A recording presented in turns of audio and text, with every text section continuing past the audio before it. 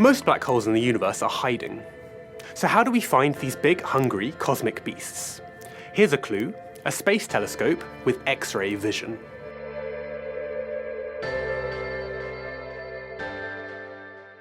Black holes are one of the biggest mysteries of the cosmos.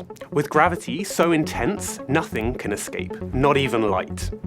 The smallest black holes we know of form when big stars run out of fuel and collapse. Then there are the supermassive black holes. Scientists don't currently know where they come from, but we do know they have up to tens of billions of times the mass of the Sun. Scientists think every large galaxy in the universe has a supermassive black hole at its center. But what role do they play in how galaxies grow and change? There are several ways to look for supermassive black holes. We can observe the way stars orbit around them. This is how scientists identified the supermassive black hole at the center of our own galaxy, the Milky Way.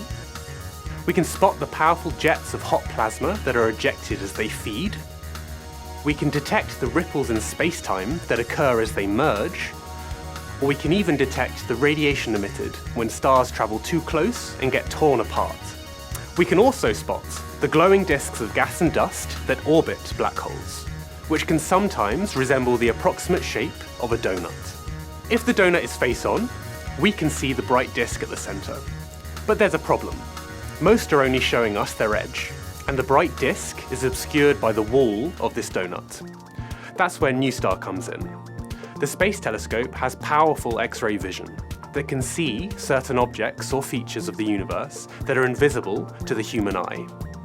The high-energy X-rays can also penetrate thick gas and dust. Recently, we combined 10 years of NuSTAR data with measurements from other missions to sample the sky at X-ray wavelengths. We now measure that at least 35% of the growing supermassive black holes in the universe are hidden. It's important that we find and study supermassive black holes because they can teach us a lot about how galaxies grow and evolve. For example, black holes slow down star formation.